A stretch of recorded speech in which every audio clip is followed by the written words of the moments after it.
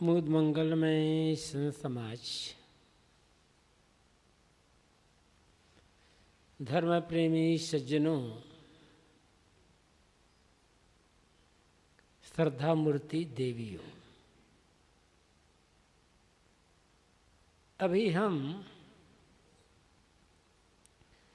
धनी धर्मदास साहब जी का एक पद सुन रहे थे। इस पद में विनम्रता है। विनम्रता मतलब भक्ति है, ज्ञान भी है और वैराग्य भी है। गुरु से निवेदन है,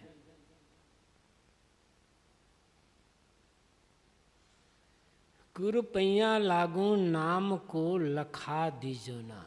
एक शिष्य, एक साधक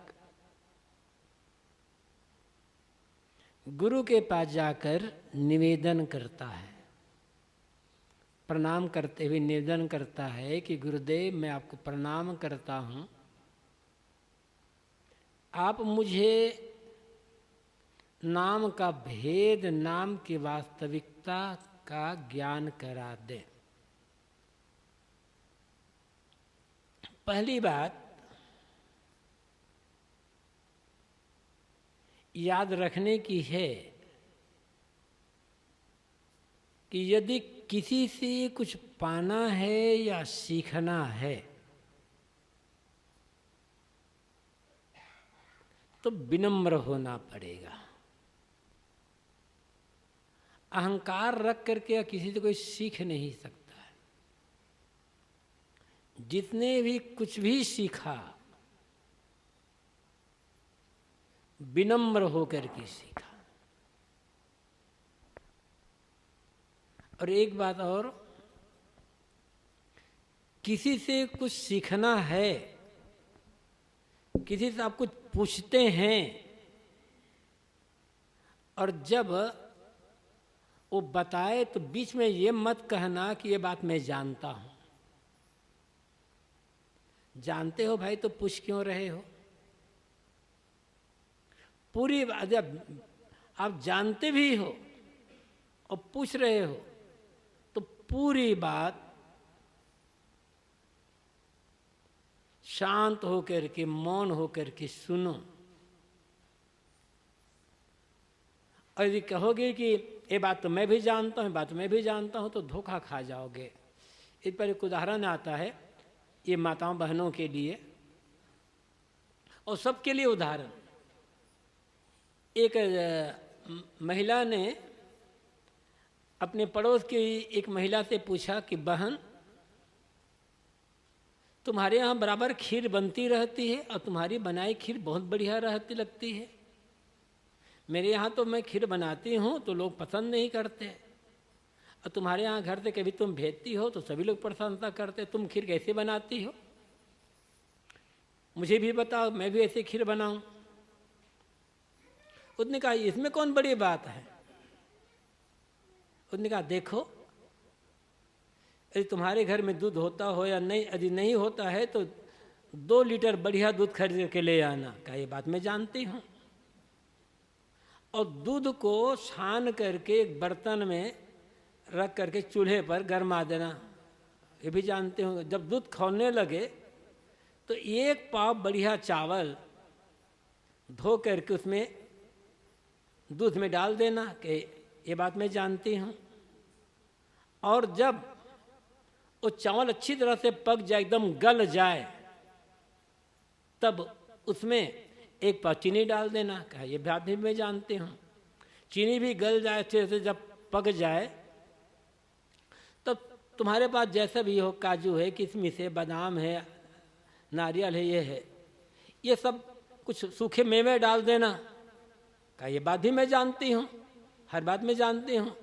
तो मैंने कहा जब अच्छी तरह से वो जब खीर पक जाए, गल जाए, तो उतार करके पीसी हुई इलायची डाल देना। कहा ये बात भी मैं जानती हूँ। और जब हो जाए ना, तो थोड़ा सा सरसों का तेल लेकर के मेथी और लहसुन का तड़का लगा देना। ये बात भी जानती हूँ। फिर तो ऐसी खीर बनेगी, सब पसंद कर रहे हैं।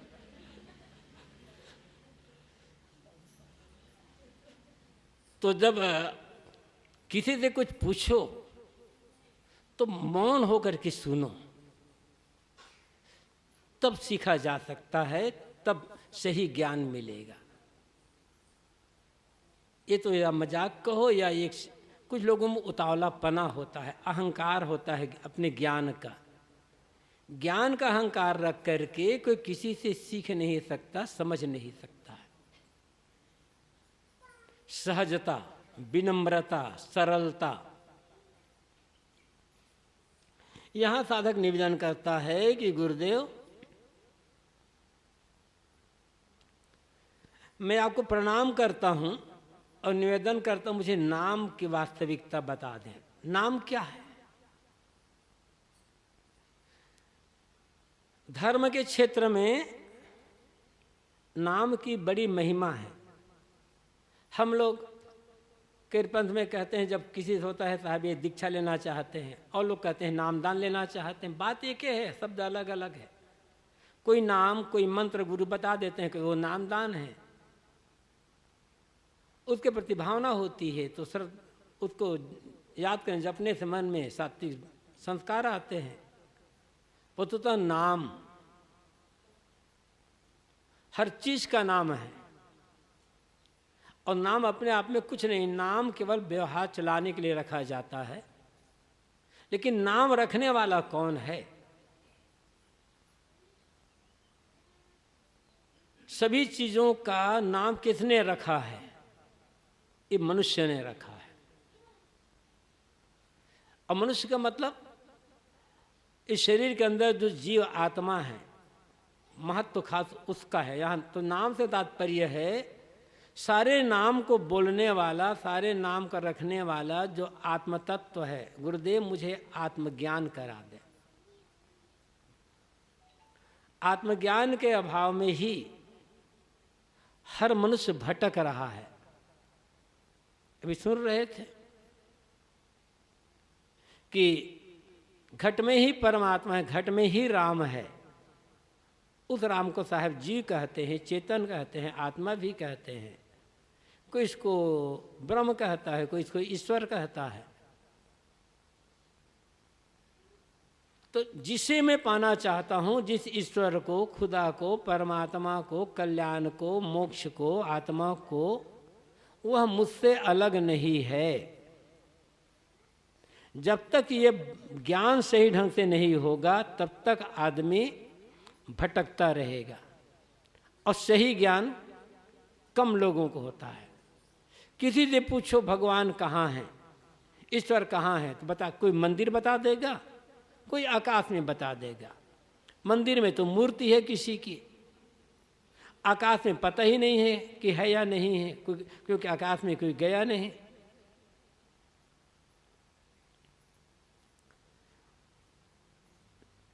तो नाम बताना मतलब आत्मज्ञान का परिचय देना। और वो बाहर नहीं है, सबके हृदय में, सबके हृदय में विराजमान, सबके हृदय में विराजमान है, घट घट में बैठा हुआ है।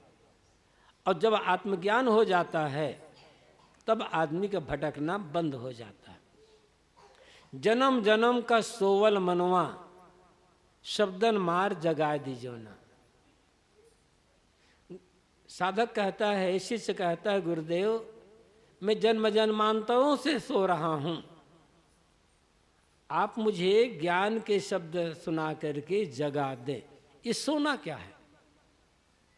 एक तो है रात का सोना, वो शरीर स्वास्थ्य के लिए बहुत आवश्यक है। आदमी को 2-4 दिन खाने को ना मिले तो चलेगा, किंतु 2-4 दिन सोने को ना मिले तो पागल हो जाएगा आदमी। खाना भले ना मिले लेकिन सोना जरूरी है। लेकिन यहाँ कहा जा रहा है मैं सोते आ रहा हूं जन्म जन्मांतरों से, मुझे जगा दे। तो हम जो रोज रात में सोते हैं उस सोने की बात नहीं है, ये अज्ञान की नींद में सोना है, मोह माया की नींद में सोना है। और सोने का अर्थ है असावधान हो जाना। और सोए आदमी को पता नहीं चलता कि मेरे आसपास क्या हो रहा है। ऐसे ही जो आदमी असावधान रहता उसे पता नहीं चलता कि मेरे जीवन में क्या हो रहा है। जागने का मतलब क्या है? होश हवास में जीना, पूरी जागृति, पूरी सावधानी से जीना, सावधानी पूर्वक काम करना, हर बात में सावधानी, हर बात में सावधानी, बोलने में सावधानी। अभी उसे साहब कह रहे थे रहु संहारे, संभालने का अर्थ क्या है? सावधानी। बोलने में, खाने में, पीने में, सोचने में, काम धाम करने में, चलने फिरने में, उठने बैठने में, किसी से रिश्ता जोड़ने में, रिश्ता तोड़ने में, हर जगह सावधान। जो आदमी हर जगह सावधान रहता है वह धोखा नहीं खाता है। जो आदमी हर जगह सावधान रहता है उसके मन में कोई पीड़ा नहीं होती, कोई दुख नहीं होता, कोई तनाव नहीं होता। तनाव, टेंशन, किसी भी बात को लेकर हमारे मन में टेंशन है तो समझ लेना कि मैं असावधान हूं।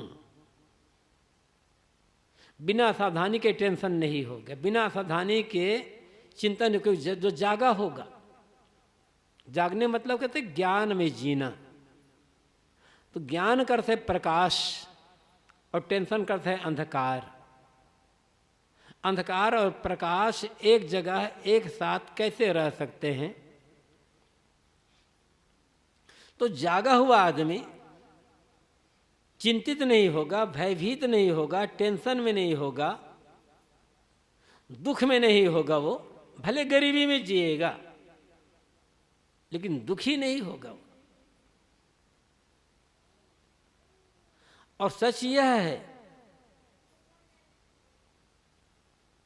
जो आदमी बराबर दुखी रहता है, उलझा रहता है, चिंता में डूबा रहता है, भयभीत रहता है, हर समय जिसके मन में टेंशन रहता है, वो दुनिया का सबसे गरीब आदमी। कुछ नहीं है उसके पास। भले एक नहीं 10-10 तल्ले की बिल्डिंग हो और 2-4-6 नहीं 10-12 बिल्डिंग हो, कई फैक्ट्रियां हों, कई गाड़ियां हों, अरबपति आदमी है, लेकिन जिसको रात में बराबर नींद नहीं आती, मन टेंशन में भरा है, चिंता में डूबा हुआ है, भयभीत है, हर बात में डर रहा है और हर समय दुखी, उससे बड़ा अभागा और उससे बड़ा गरीब और कौन होगा भला? किसके लिए कर रहे हो इतना सब? ये रुपये पैसे किस काम के आएंगे? जो पैसे की आवश्यकता है हमारे जीवन में, पदे पदे आवश्यकता है पैसे, बिना पैसे के हम एक कदम नहीं चल सकते, घर से बाहर नहीं निकल सकते। पैसे की आवश्यकता है। इसलिए ईमानदारी से, सत्यता से, मेहनत से काम करता रहे आदमी तो पैसा मिलता रहेगा। लेकिन याद रखना, जो पैसा आपकी नींद को छीन ले वो पैसा आपके लिए बेकार है। जो पैसा आपकी भूख को छीन ले वो पैसा आपके लिए बेकार है, व्यर्थ, कौड़ी पत्थर से भी गया बीता है। भरा तो है पैसा, पैसा के थोड़े खाओगे, पैसे से आपको नींद थोड़े आएगी। इसलिए कहा गया है पैसे से बढ़िया गद्दा बिस्तर खरीद सकते हो, पैसा से नींद नहीं खरीद सकते। पैसा से कीमती भोजन खरीद सकते हो, भूख नहीं खरीद सकते। पैसा से बढ़िया महंगा चश्मा खरीद सकते हो, आंख नहीं खरीद सकते, आंख की ज्योति नहीं खरीद सकते।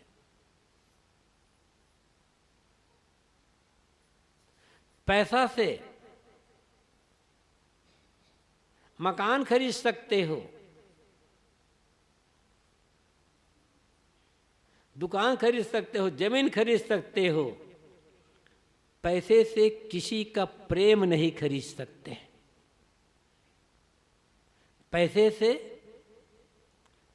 महंगे से महंगे सोने हीरे मोती के गहने खरीद सकते हो, लेकिन पैसे से मन की सुंदरता नहीं खरीद सकोगे।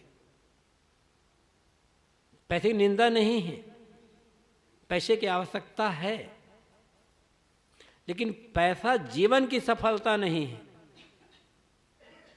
जीवन की सफलता है सुंदर मन, मन की प्रसन्नता, मन की शांत,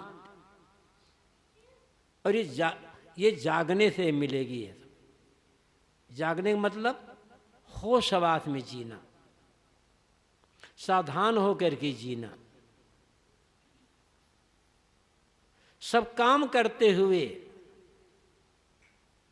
मन को सबसे ऊपर उठा करके जीना। जागने का मतलब है दुखी ना होना, और यही ज्ञान है। अभी देखो,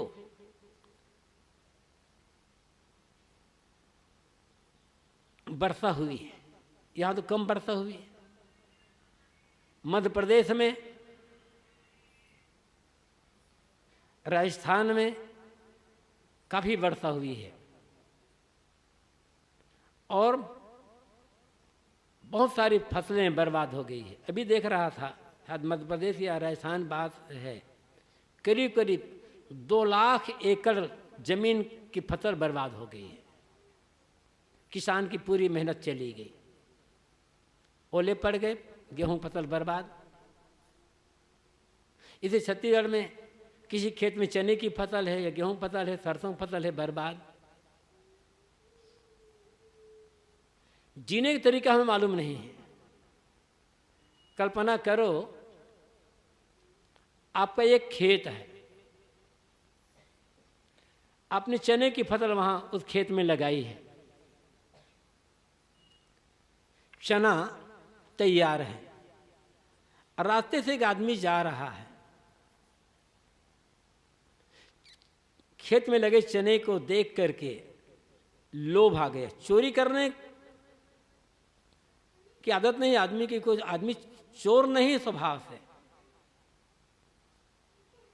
एक होता है स्वभाव का चोर जो रात में छिप कर चोरी करता है, लेकिन हर आदमी चोर नहीं। तो सहज थोड़ा बहुत लोभ हो जाता है।